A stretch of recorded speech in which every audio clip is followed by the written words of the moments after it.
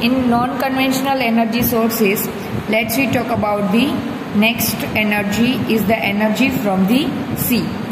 So the seas and oceans and other water bodies are a source of kinetic and potential energy due to the immense volume of water and the motion of waves. They are definitely producing kinetic and potential energy, and by using this kinetic and potential energy we can convert it into electrical energy, right? So first of all, let's we talk about the tidal energy. So tides are vibrations in the level of water due to the gravitational pull of the moon. So we all know about the tides, right? Sometimes there will be low tides, sometimes there will be high tides. So tides is the vibrations in the level of water, right? Sometimes you will observe that the water level is high, sometimes the water level is low, and it is due to the gravitational pull of the moon. So the phenomenon of rise and fall of water level or high and low tide gives tidal energy, right? Sometimes you will observe there is a flow of water, or we can say the phenomenon of rise of and fall of water level. Sometimes you will observe at the seashore that the water level has been raised up, and sometimes you will see that the water level has been fall down. It means high tide and low tide. So by using this tidal energy we can convert it into electrical energy. So how we can convert it? So the tidal energy is obtained by constructing dams near the narrow opening of the sea. When the tide sets in, it moves the turbine which directly produces electricity, right? So basically for that, where this kind of tidal energy is produced at that area, you have to construct a small or a narrow dam.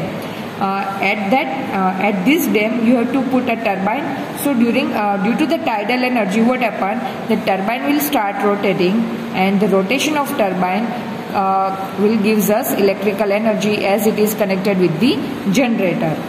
It is limited to places near the sea.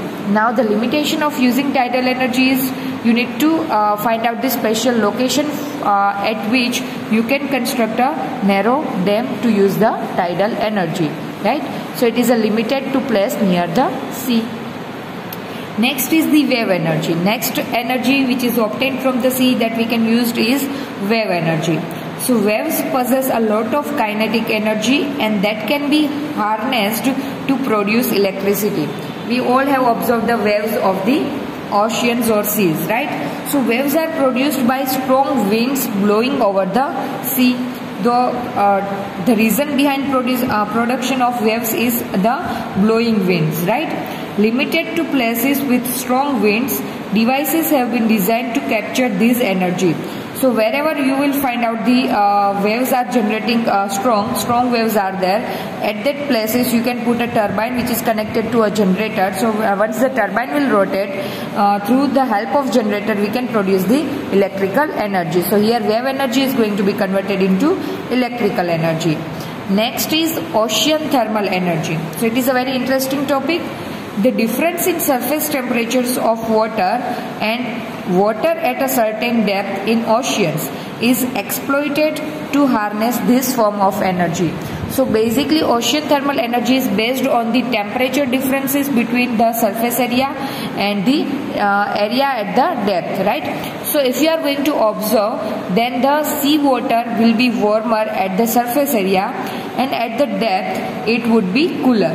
So there is a difference between the temperature, and this temperature difference can generate the potential difference, and by using that potential difference we can able to generate the electricity.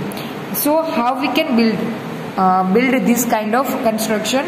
So temperature differences must be 20 degrees Celsius. The requirement to get the ocean thermal energy is first the temperature difference between surface area water and the water at the depth must be have a 20 degrees Celsius, right? Then after depth of 2 kilometre, depth भी हमने यहाँ पे decide की रखी है, that would be 2 kilometre. More than that it can be convenient but not less than that. So the temperature difference must be 20 degrees Celsius between the surface and water up to depth of 2 km. Warm water is used to boil volatile ammonia to form vapors that move the turbine, and cold water is used to condense the vapor back to the liquid. So basically how we are using this warm and cold water.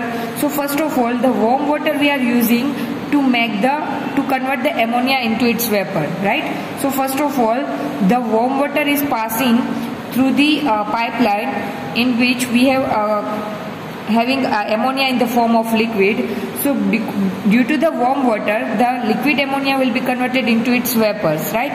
These vapors fully, it will be with a great pressure, it will be pass through the pipeline, right? At that pipeline, the turbine is arranged, and this turbine, due to the high pressure of the vapor, it will start rotating, and it will create it will generate the electricity. Now the ammonia vapor, once again by using the cold water, we are going to condense it, and it will convert it into liquid once again. So that liquid ammonia once again we can use, and that ammonia will be converted into vapor once again condensed and converted into liquid ammonia. So like this way the cycle will goes on, and the electricity could be generated. So here we have given the construction. See, first of all, sea water, warm water, right? At a surface area there will be a warm water. Suppose its temperature is 25 degrees Celsius over here, right? And here the ammonia will be liquid ammonia will be arranged over here. So this warm water make the ammonia to convert it into its vapor.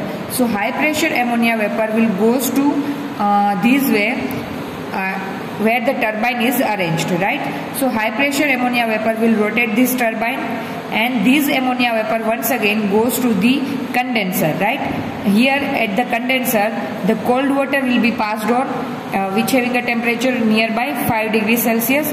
This cold water make the ammonia once again into liquid form, and like this way the cycle will goes on, and like this way we can produce the ocean thermal energy. Now next let's talk about the geothermal energy. So there is a huge amount of heat trapped inside the earth because molten rocks from the earth's core sometimes come up due to the geological changes and get trapped in a hot spots, right? So as we all know that the core area or the center area of the earth having the molten rocks, and these molten rocks sometimes due to the geological changes come upside or come up at the earth's surface, and it will be trapped and it will be converted into hot spot.